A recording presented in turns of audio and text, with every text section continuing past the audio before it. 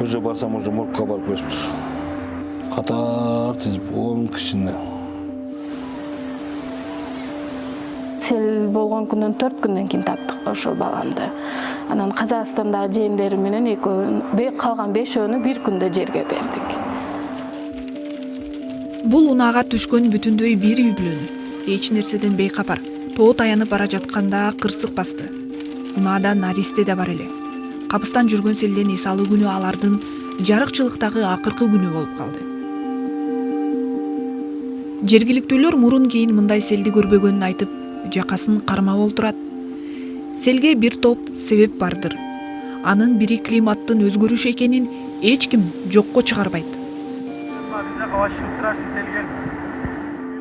Кыян, сел быйыл Кыргызстанда негизги темалардын бири болуп жатат. 7 айда эле өлкө аймагы боюнча 311 сел катталып, 22 адамдын өмүрүн алды. Топон судай каптаган тилсиз жоодон көз жумгандардын көбү үй бүлө мүчөлөрү болгону Обойтер Зейиндик айтты. Сел бул адамдын келечегин түп табанынан өзгөртүп салды.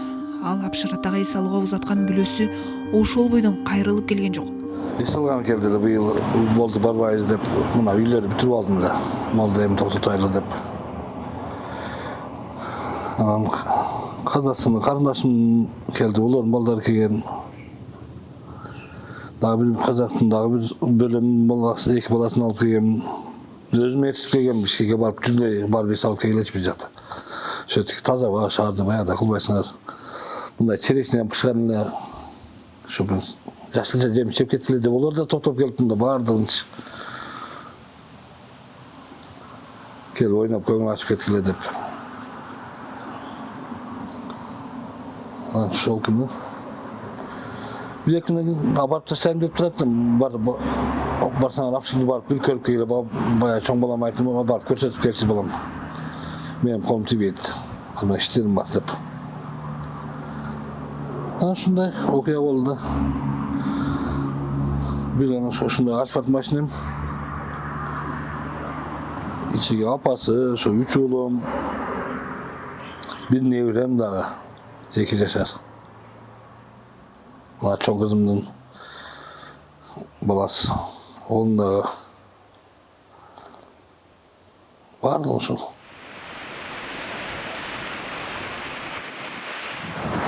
Апшырата эң чоң эс алуучу жерлердин бири болсо, тилекке каршы акыркы күндөрү чоң трагедияны элестеткен дагы жерге айланды. Бир үй бүлөдөн 10 адамдын өмүрүн алган табигат кырсыгы мына ушул жерде башталган. Селден дээрлик 1 ай убакыт өтсө дагы анын кесепеттери мына бүгүнкү күнгө чейин көрүүгө болот. Машинанын ичинде болгон да буларчы, машинанын ичинде болгон. Балам Кудайым айдаганда мен ону баламды айыптай албайм. Селди да айыптай албайм. Бул билген көргөндөр айтат, машинанын асты суга түшүп калды эле дейт. Аркасынан баягы сел келип калды дейт. Успеть этпей калды дейт. Бул тилсиз жоо экен, айтпай нетпей келет экен, onu билбедик. Билгенде жөнөтө элем ошол күнү. Эң жаман ушул окуя болду.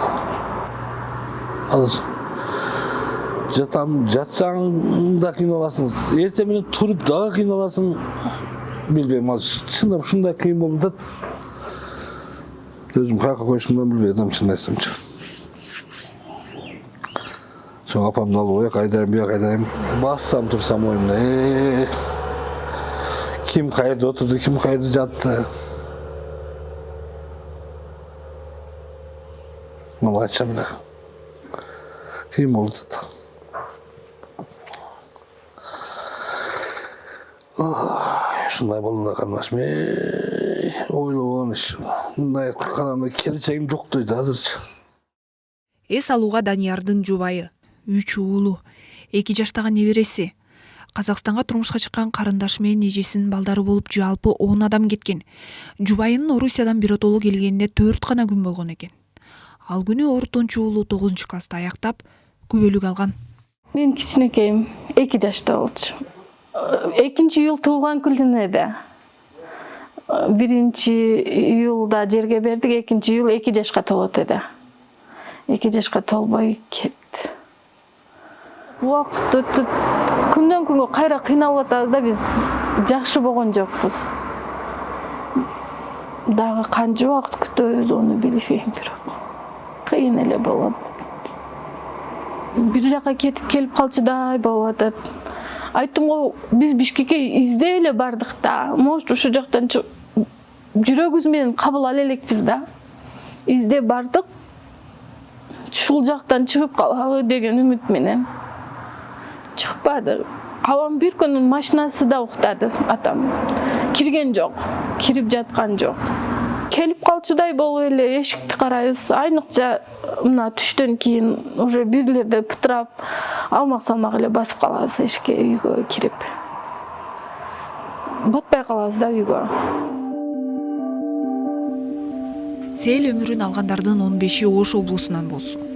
Ош шаарынан 5-өө, Жалал Абадтан 1-өө, Баткен облусунан 1-өө болгон табигый кырсык эң кымбат деген адам өмүрүнө да жетти. Алдын алса болот беле, ошондо селден качып кутула алат беле деген сыяктуу ойлор жакындарын катуу бушайман кылып турган чак. Бул Оштун Борбордук базары. Сел каптаган окуядан 1 ай өтсө дагы соодагерлер анын эпкинин азыркыга чейин тартууда. Контейнердеги ылайдын изи суунун канчалык көлөмдө келгенин далилдеп турат. Тилсиз жоо дегендей өзүбүз деле билбей калдык. Ушул жактан бизден башталды да, башталышычы. Ушул жактан эменен мына көрүп атасыңарбы? Мына жок, суу ушуга чыкты. Суу ушуга чыгып, анан көрүп атасыңар ушу суу талкалап кеткен. Бардыгын бардыгын талкалаган. Бул багы каттык келген үчүн да мыналардын бардыгы талкаланып кеткен. Биякты көрсөңөр болот. Ушуга бардыгы. Азыр биякта соодагерлер кайга чыкты азыр? Азыр чыкпай эле отурушат. Кайсы товарын сатат?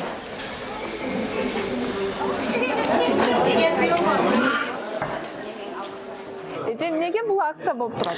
Акция кечээ жамгыр жааган, сел болуп, ошол үчүн биз акция кылып сатып атабыз укам. Бизге эч жактан жардам жок. Ушу мына барды мындай селден болгон, мына барды акция, мына шундарма акция. Жууп келип, анан сатып атам аркасынан мына көргүлө кыздар балдар. Канчадан сатып атасыз шунда? Бул 200 сомдон сатып атам, экөөнү 400 сомго сатып атам. Мына барды акция укам, мына көрдүңөрбү, мына барды жууга. Бул эгер сен каптабаса канчадан сатат элеңиз эгерде? 350 сомдон сатат элем. 150 сомго минус болуп аткан. Минус болуп атабыз, аркага кетип атабыз. Мына понял, мыналар мына сууга түшкөн, мына көрүңүз, жууп келдик. Өтө табы бар. Булар сурап атат, алган адам жок.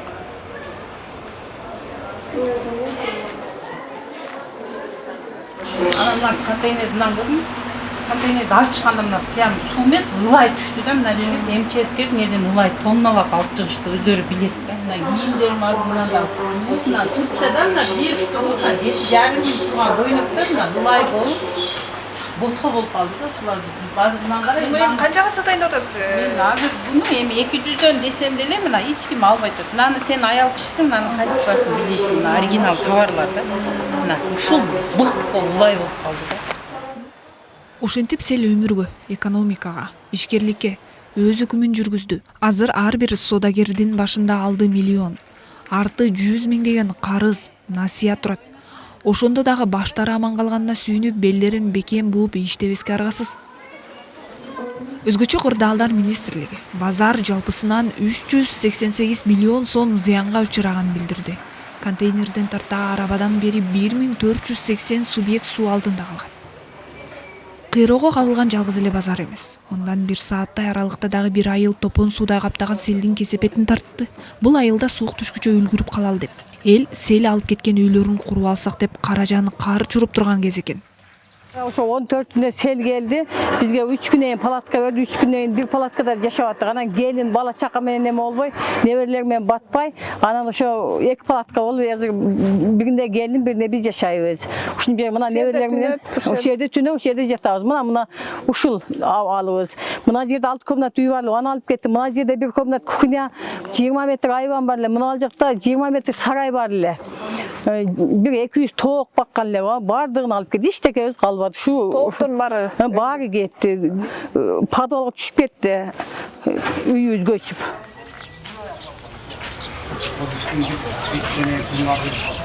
Мына 2 үйüm бар эле, мына үй уже бул жараксыз болду. Ал үйүм дагы жараксыз болду.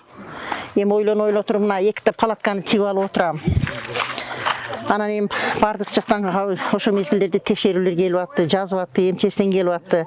Анан ушундай каралат, ушундай үй көчкөндөргө тезирээк каралат. 10 немесине чейин, 30-на чейин деген эле. Эми ошол колубузда өзүбүздүн эч немебиз жок. Мал алыбыз бар эле талада.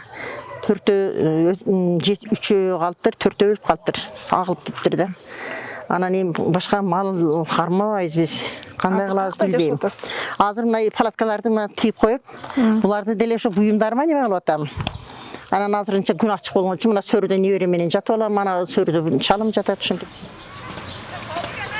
Селдин күйүүтүн зыянын, чыгымын жоон териси менен тартып жаткан карапайым эл кимисине микрофон сунба, арыз муңун айтып азабын тең бөлүшкүсү келет. Бийлик селден үйү жараксыз калгандарга 1 миллион сомдон оңдоп түзүүгө муктаждарга 500 000 сомдон жардам берерин убадалаган.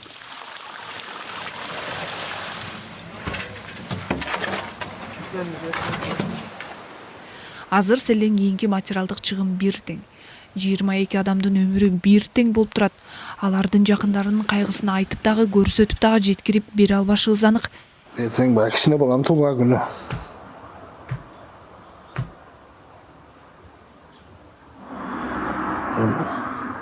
Жок болду баягылар.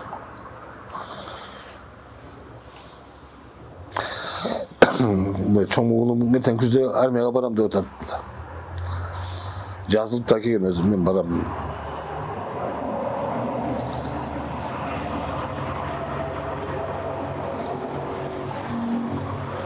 Өтө жакшы балдар болчу, өтө жакшы, бири-бирин өткөн, билбейм.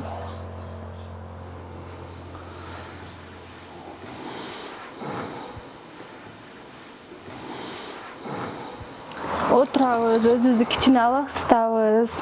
Анан эле кайра эле жаңырат кулагыбызга үндөрү. Жалгыз калбай жатабыз. Жалгыз калсак эле өзүбүздү кармай албайбыз. Анан ошол атама карап эле кирип чыгып эле жүрөбүз. Бирок баары бир баягы өлгөн күнүгө кайтабыз да. Убакыт өткөн сайын дарылайт дейт. Бизде кайра сагынуу, кайра сагынып атабыз, кайра кыйналып атабыз.